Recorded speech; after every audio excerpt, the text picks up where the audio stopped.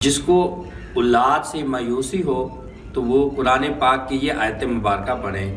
دیکھیں کہ ہر بندہ، ہر عورت، ہر کو معلوم ہے کہ اولاد ہمارے لیے کتنی ضرورت والی چیز ہے، اور پھر اللہ تبارک و تعالیٰ کے کس قدر احسان ہیں کہ اللہ تبارک و تعالیٰ نے کس قدر ہمارے لیے سکون کی چیز بنائی۔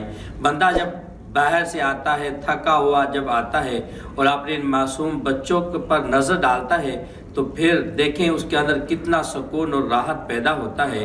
تو میں دعا کرتا ہوں کہ اللہ تعالیٰ جس کے اندر خواہش ہے، اللہ تعالیٰ اسے ضرور اولاد کی نعمت سے مالا مال فرمائے، اور جس کو اولاد سے مایوسی ہو تو یہ آیت مبارکہ پڑھنی ہے، اور یہ مرد بھی پڑھے اور عورت بھی پڑھیں، اور دعا مانگیں کہ اللہ تعالیٰ ضرور اسے اولاد عطا فرمائیں گے۔ ہمارے ایک قریبی رشتہ دار ہیں، اور میں نے دیکھا کہ جب انہوں نے اپنے بچے کی شادی کی تو 1 سال، 2 سال، 3 سال، حتیٰ کہ 12 سال تک انہوں نے انتظار کیا، لیکن اولاد نہ ہوئی، اور میں نے ان کو اپنی آنکھوں سے روتے ہوئے دیکھا کہ ہر وقت روتے رہتے ہیں اور دعا کرتے رہتے ہیں، اور کہتے ہیں کہ ہمارے گھر کے اندر کسی چیز کی بھی ضرورت نہیں، لیکن صرف اگر ضرورت ہے تو وہ اولاد کی ضرورت ہے۔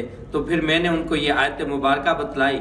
جب ان کو آیت مبارکہ بتلائی تو اللہ تعالیٰ نے اسے اولاد کی نعمت سے مالا مال فرمایا، اور میں نے ان کو دیکھا کہ اتنی دعائیں کر رہے ہیں، اتنے خوش ہو رہے ہیں۔ تو میرے بھائیوں، ہم جو بھی مانگیں 2 نفل پڑھیں اور پھر اللہ تعالیٰ سے مانگیں۔ دیکھیں یہ ہمارا عقیدہ اور ایمان ہے کہ اللہ تعالیٰ ہی ضرور ہمیں دیتے ہیں۔ تو جس کو اولاد سے مایوسی ہو تو یہ آیت مبارکہ ہر نماز کے بعد بندہ بھی پڑھے اور اس کی گھر والی بھی پڑھے۔ پہلے 3 مرتبہ درود پاک پڑھیں، اور 3 مرتبہ درود پاک پڑھنے کے بعد 3 مرتبہ یہ آیت مبارکہ پڑھیں۔ رب لا تذرنی فردا وانت خیر الوارثین، رب لا تذرنی فردا وانت خیر الوارثین، رب لا تذرنی فردا وانت خیر الوارثین۔ اس کے بعد پھر 3 مرتبہ درود پاک پڑھیں اور جھولی پھیلا کر دونوں دعا مانگیں۔ دیکھیں کہ پھر اللہ تعالیٰ کس قدر آپ کو اولاد عطا فرمائیں گے، اور میری دعا ہے کہ یہ پھول ہر گھر کے اندر کھلنے چاہیے۔